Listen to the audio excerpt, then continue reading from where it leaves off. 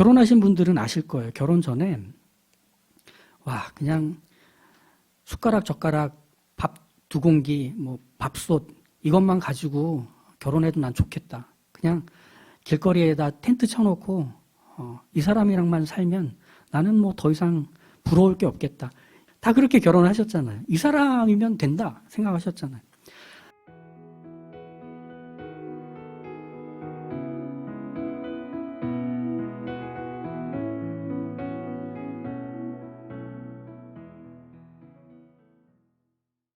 오늘 우리가 봤던 이야기는 이제 아그리빠라는 사람이 등장하면서 본격적으로 전개가 되죠. 새로 부임한 베스도 총독을 환영하고 또 인사하기 위해서 아그리빠와 그의 아내 버니게가 가이사랴에 옵니다. 이 아그리빠는 우리가 잘 알고 있는 헤롯, 신약 성경에서 헤롯이 여러 번 나오거든요. 예수님이 태어날 때 있었던 헤롯이 있고요. 세례 요한을 죽인 헤롯이 있고요. 그 다음에 사도행전에서 그 야고보 사도를 죽였던 헤롯이 또 있고요. 지금 나오는 이 아그리빠도 헤롯 가문입니다. 그래서 헤롯 아그리빠라고 부르죠. 베스도는 이 아그리빠 왕의 방문에 기뻐하면서 이렇게 자기의 지금 제일 불편한 해결해야 되는 어떤 문제들을 얘기합니다. 그게 뭐였냐면 바울이 유대 종교 지도자들에 의해서 고소를 당했는데 자기는 아무리 봐도 로마법에 비춰보면 잘못한 게 없는 이 사람, 유대인들의 종교와 또는 예수라 하는 이의 죽은 것을 살았다고 주장하는 이 내용에 대해서는 내가 알고 있는 바가 없어서 판단을 내리기가 너무나 어렵다. 왕 아그리빠는 이 문제에 대해서 좀 살펴주었으면 좋겠다. 그래서 이 바울을 좀 만나달라고 요청을 하죠. 아그리빠는 기꺼이 선선히 응해줍니다. 그리고 나서 다음 날 접견 장소에서 이 아그리빠 왕 그리고 버니게 그리고 많은 그 가이사랴의 지도층 사람들, 정치적, 군사적, 종교적인 모든 인물들이 그 자리에 모였을 때 바울이 결박이 된 채로 그 중심에 서게 됩니다. 여기서 아그리빠와 버니게는 자신이 왕이라는 것을 보여줄 수 있는 가장 화려하고 고귀한 옷을 입고서 높은 자리에 서게 되죠. 이제 접견 장소에서 아그리빠는 바울에게 얘기합니다. 자, 네가 변론할 것이 있다면 얘기해봐라. 이 자리는 네 변론 내용을 듣는 자리다. 바울의 변론은 앞에서도 계속 몇 번 이어졌기 때문에 반복할 필요는 없을 것 같고요. 한마디로 이 바울의 변론 내용을 요약해 본다면 자신도 어쩔 수 없었다. 유대인 중에 유대인, 뼛속까지 바리새인이었던 바울 자신에게 찾아오신 이 나사렛 예수를 나는 거부할 수도 없었고 피할 수도 없었다. 그를 만나자 유대인인 내가, 바리새인인 내가 그동안 간절히 원하고 바랬던 그 사실 앞에, 그 결과물 앞에 설 수가 있었다. 무엇이냐? 우리를 구원할 구원자가 이 땅에 오셨고 그 구원자를 믿는 모든 사람들은 죽음이 아닌 영원한 생명을 얻게 되는 자리에 서게 된다는 것. 하나님의 그 은혜의 약속이 성취되었다는 것. 나사렛 예수를 만나자 확인하게 되었다. 이게 바울의 말이었죠. 그러면서 바울이 나사렛 예수를 만나기 전까지의 그의 모습에 대한 소개들 여러 번 나왔었죠. 그런데 이 모습에 대해서 예수님의 말씀이 상당히 특이합니다. 사울아 사울아 내가 어찌하여 나를 박해하느냐. 여기까지는 알고 있는 내용이죠. 그 다음에 붙어 있는 부분. 가시채를 뒷발질하기가 너에게 고생이다. 이렇게 얘기하셨다는 겁니다. 가시채를 뒷발질하기, 이게 무슨 표현이냐면 당시 그리스 로마 문학에서 종종 사용됐던 표현인데요. 말하자면 이제 가시덤불이 있어요. 그걸 뒷발질로 계속 차는 겁니다. 그럼 뒤꿈치에 가시가 박히겠죠. 근데도 계속 멈추지 않고 차는 그 모습, 자학하는 모습을 말하는 표현인데 왜 그런 표현을 사용하느냐면 자기 인생을 향해서 아무런 도움도 주지 않는 신에 대한 원망의 모습을 표현할 때 뒷발질로 가시채를 찬다라고 표현을 했던 겁니다. 그러니까 이런 거죠. 가뭄과 전염병과 홍수, 이것으로 사람이 죽고 고생을 하는데 왜 신은 이 비극 속에서 돕지 않는가? 그러니까 마치 하늘을 향해 원망하는 소리를 지르고 손가락질 하지만 아무런 대꾸도 하지 않는 그 청명한 하늘, 그리고 신이 어떤 반응도 보이지 않는 그 냉랭한 모습이 더욱 사람으로 하여금 목만 쉬게 되는 상황, 배만 고프게 되는 상황, 이게 말하자면 가시덤불을 뒷발질하는 모습이라고 표현했던 거죠. 바울이 뭐랄까요? 가시채를 뒷발질하던 모습이라는 건 어떤 거냐면 유대인으로서, 바리새인으로서 하나님을 위해서 나사렛 예수의 제자가 된 이들을 감옥에다가 가둬버리고, 그리고 그 사람들이 있는 곳은 끊임없이 찾아다니면서 그들을 잡아오고, 심지어 나사렛 예수를 쫓는 사람들을 무조건 사형을 시켜야 한다라는 투표에 찬성 투표를 던지기도 했던 바울이었습니다. 바로 이 모습이 가시채를 뒷발질하는 것이다 라고 예수님 말씀하셨다는 거예요. 그러면 왜 유대교의 헌신에 있던, 그리고 진짜 유대인이며 뼛속까지 바리새인이었던 이 바울의 열렬한 모습, 헌신된 모습에 대해서 넌 그건 하나님을 위한 게 아니라 하나님을 원망하는 것이었다라고 예수님께서 말해주셨을까? 바울은 자신의 시간과 전문성과 에너지를 모두 동원해서 이 예수파 일당을 없애버리려고 했어요. 그게 하나님을 위한 거라고 생각을 했죠. 심지어 바울은 예수가 부활했다고 해도 그 부활한 예수를 다시 무덤에다 집어넣을 각오가 돼 있었습니다. 난 다 해버릴 거야. 그런데 그것에 대한 예수님의 말씀은 하나님을 향한 원망이라고 진단하시는 거죠. 그의 열심, 그의 헌신을 말이죠. 그건 뭐냐면 유대인들 심정 깊은 곳에 있는 하나님을 향한 원망을 지적하신 말씀이기도 했습니다. 바리새인들의 열심과 헌신 깊은 곳에 뿌리 내려져 있는 하나님을 향한 서운함에 대한 예수님의 지적이기도 했던 겁니다. 뭐냐면 하나님의 백성, 하나님의 약속과 하나님의 법을 가진 유일한 나라인 이 이스라엘, 이 유대인들이 지금 어떤 형편이냐면 자신들의 긴 역사 속에서 끊임없이 이방인들에 의해 공격받았던 역사였습니다. 그리고 많은 지배를 당했고 심지어는 멸망을 당해서 포로로 끌려가서 고향을 떠나 여러 나라로 흩어져서 살 수밖에 없는, 지금도 로마 제국의 지배를 받아서 왕도 없고 세금도 로마에 내야 되고 어떤 자치권도 독립권도 보장받지 못하는 속국으로서의 이 자신들의 처지에 대해서 왜 하나님은 가만히 두시는가? 왜 하나님은 아무 일도 하지 않으시고 자신들을 여전히 이 로마 제국의 지배 아래에서 저 돼지 같은 이방인들의 그 칼날 아래에서 숨죽여 살 수밖에 없도록 하시는가에 대한 뿌리까지 내려져 있는 원망이 있었습니다. 그런데 그 원망을 어떤 식으로 환원해서 그들이 보여주고 있었느냐면 더욱 성전을 사모하기로 했습니다. 더욱 율법을 힘껏 준수하기로 했습니다. 절기를 지키고 성경 읽기를 힘쓰고, 그리고 자신들이 유대인이라는 사실을 끊임없이 증명하기 위한 모든 노력들의 에너지와 그리고 물질과 자신들의 삶을 기꺼이 내놓기로 했던 모습이 하나님을 향한 원망이 만들어낸 현상들이었던 겁니다.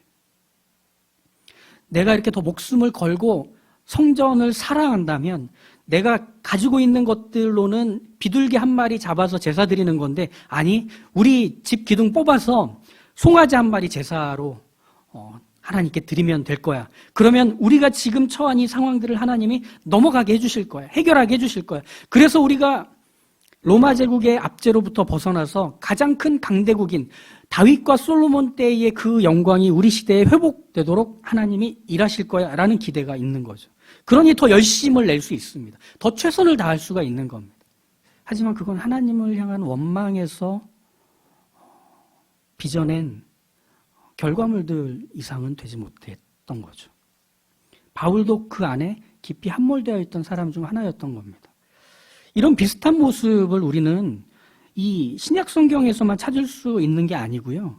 구약 성경에서도 찾아볼 수 있습니다. 그들이 받은 송아지를 가져다가 잡고 아침부터 낮까지 바알의 이름을 불러 이르되 바알이여 우리에게 응답하소서 하나 아무 소리도 없고 아무 응답하는 자도 없으므로 그들이 그 쌓은 제단 주위를 뛰놀더라.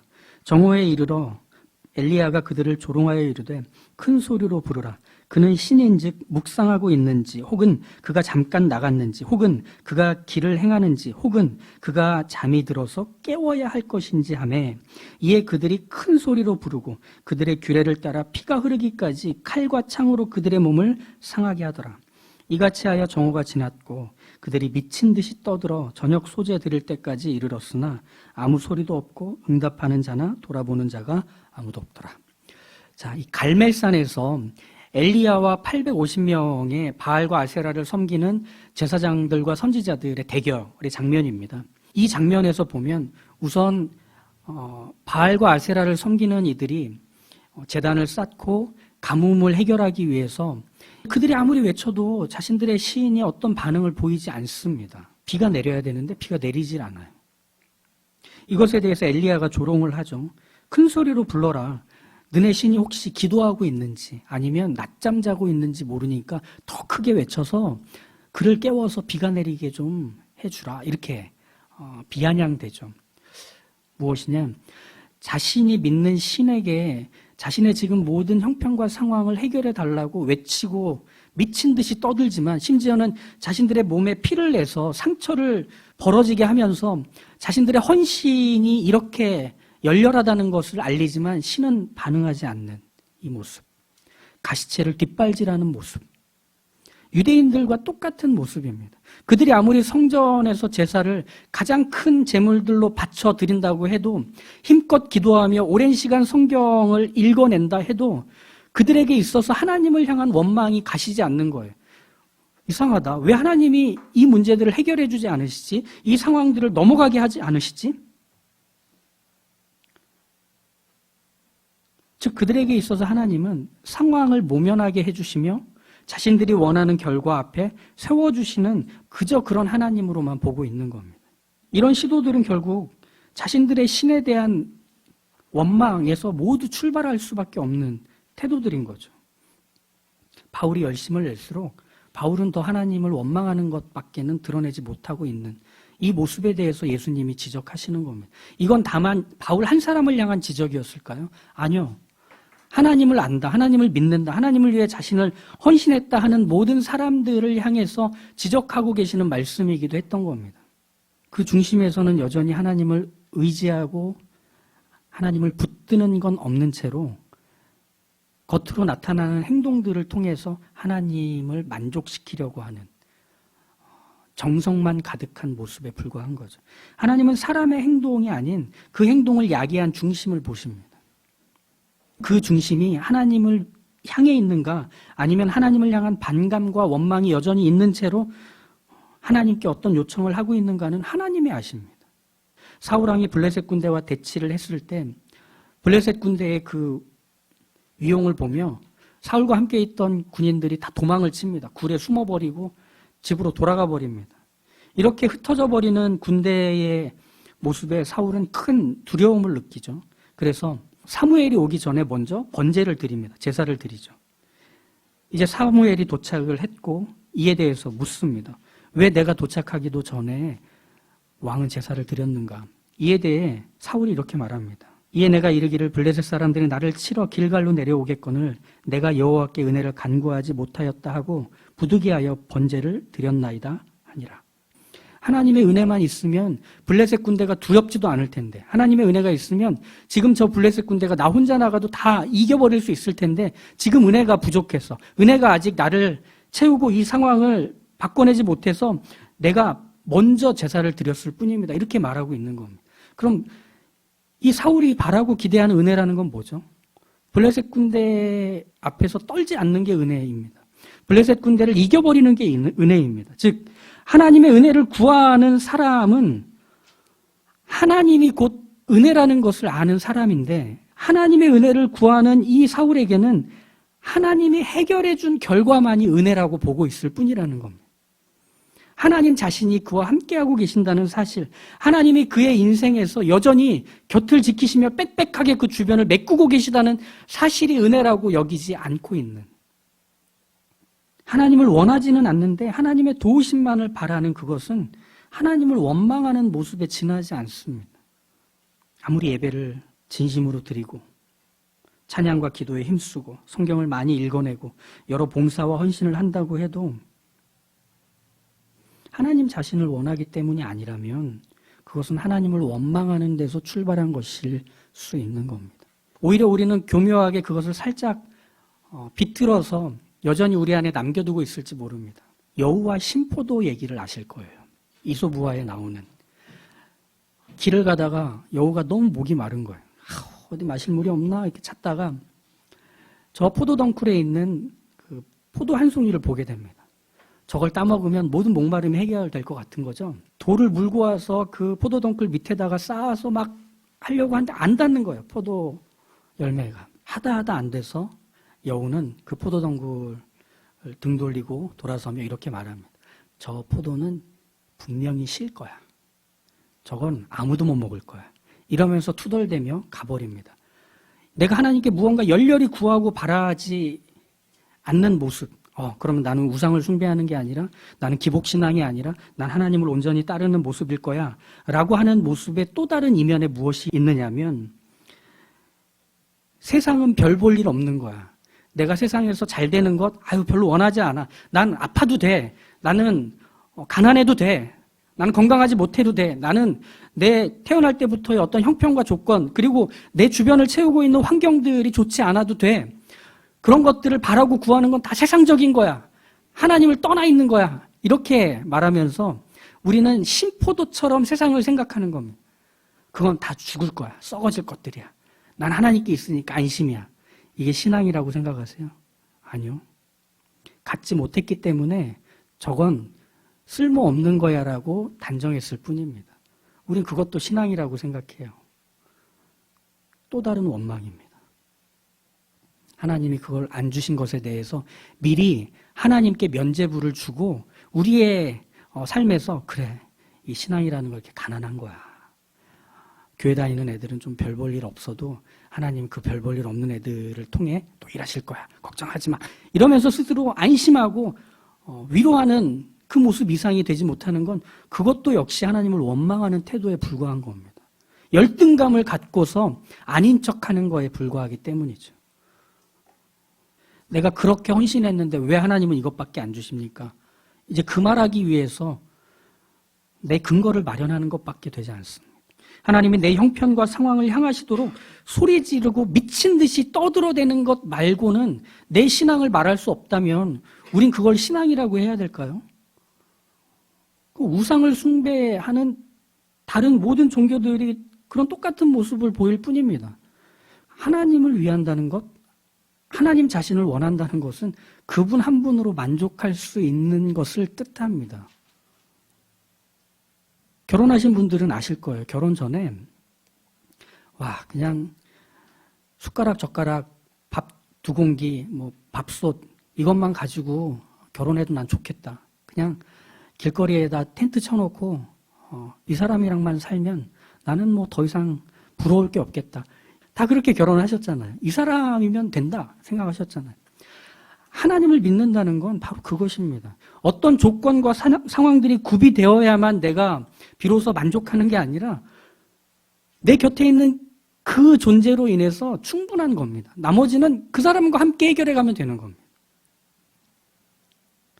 무엇이 내 삶에 주인처럼 들어와서 행세한다고 해도 우리 둘이 힘을 합해서 그것들을 넉넉히 밀어내고 이겨내고 견디면서 뚫고 가면 될 뿐입니다. 그게 하나님 자신을 원하는 신앙의 진짜 모습 아닙니까? 뭘 더 바랄 수 있을까요? 하나님보다 큰 게 있다면 그 큰 걸 하나님으로 믿어야겠죠. 하지만 없습니다. 하나님은 태초에 천지를 창조하신 창조주입니다. 그 하나님보다 큰 존재가 어디 있습니까? 바울의 당당함은 바로 여기에 있습니다. 베스도와 아그리빠 그리고 이 가이사랴의 유력한 지도자들이 다 모여있는 그 자리 한복판에서 바울은 이렇게 외칩니다. 바울이 이르되 말이 적으나 많으나 당신뿐만 아니라 오늘 내 말을 듣는 모든 사람도 다 이렇게 결박된 것 외에는 나와 같이 되기를 하나님께 원하나이다. 여러분, 제가 비록 여기에 이렇게 결박되어 죄수 같은 모습으로 있긴 하지만 제가 바라고 원하는 바는 한 가지입니다. 여러분도 저와 같이 되었으면 좋겠습니다. 여러분이 지금 가장 고귀하고 화려한 옷들을 입고 많은 사람들에게 찬사를 받으며 저렇게 살고 싶다라는 워너비 셀럽처럼 보이지만 여러분 안에 있는 그 빈 공간, 여러분 자신도 알고 있는 그 외로움과 고독과 그 한계와 그 목마름들을 채울 수 있는 방법은 한 가지입니다. 나는 비록 결박된 채로 여기 있지만 그것들에 의해서 좌지우지 되지 않습니다. 여러분들은 많은 걸 가졌지만 오히려 더 갖고 싶어서 여러분들의 신을 향해 원망하는 모습으로 살아가지 않습니까? 저는 그럴 필요가 없습니다. 오히려 이 자리에서 나와 함께 계시는 그 주님으로 인해 나는 충분합니다. 여러분도 그리 되기를 간절히 원합니다. 말할 수 있는 거죠. 가장 화려하고 가장 아름다운 모습으로 치장해 놓은 그 사람들 복판에서 가장 추로하고 저렇게 되고 싶지 않은 모습이 된 채로 가장 밝게 빛나는 이 한 사람의 말에 우리의 삶을 얹어볼 필요가 있지 않을까요? 여러분의 그 상황과 형편들, 말할 수 없는 삶의 어떤 힘든 이야기들 속에서도 여러분들의 얼굴이 빛나는 이유는 한 가지 아닙니까? 내가 주 안에서 크게 기뻐함은 너희가 나를 생각하던 것이 이제 다시 싹이 남이니 너희가 또한 이를 위하여 생각은 하였으나 기회가 없었느니라. 내가 궁핍함으로 말하는 것이 아니니라. 어떠한 형편에든지 나는 자족하기를 배웠노니 나는 비천에 처할 줄도 알고 풍부에 처할 줄도 알아. 모든 일, 곧 배부름과 배고픔과 풍부와 궁핍에도 처할 줄 아는 일체의 비결을 배웠노라. 얘들아, 걱정하지 마. 어떤 형편과 상황이 나란 사람을 말해주지 않아. 나는 그 모든 상황에서 주님과 함께하는 것으로 충분한 사람이 돼버렸어. 이렇게 말하고 있는 거죠. 우리의 만족은 어디에 있습니까? 우리의 자신감은 어디에 있습니까? 우리의 즐거움과 기쁨의 이유는 어디에 있습니까? 이 문제들이 해결이 되면, 이 상황들이 풀려나면, 이 어려움의 결박에서 내가 해방이 되면, 아니요. 묶여 있어도 우리는 기쁩니다. 눌려 있는 것 같아도 그것이 우리의 운명이 되고 전부가 되지 못한다는 사실 앞에서 조금만 참지 뭐 하며 기죽지 않은 채로 반짝반짝 눈을 빛낼 수 있는 우리입니다. 왜? 주님과 함께 하기에 나는 충분해서입니다. 여호와는 너를 지키시는 이시라.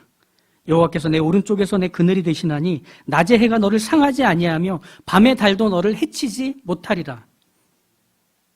여호와께서 너를 지켜 모든 환난을 면하게 하시며 내 영혼을 지키시리로다. 여호와께서 너의 출입을 지금부터 영원까지 지키시리로다. 그 하나님이 우리와 함께 하십니다. 이 충분함을 아는 당당함을 우리의 영혼 안에서 가득 채우시는 성령의 은혜로 우리의 한 주간을 또 힘있게 사시길 주님의 이름으로 축복합니다.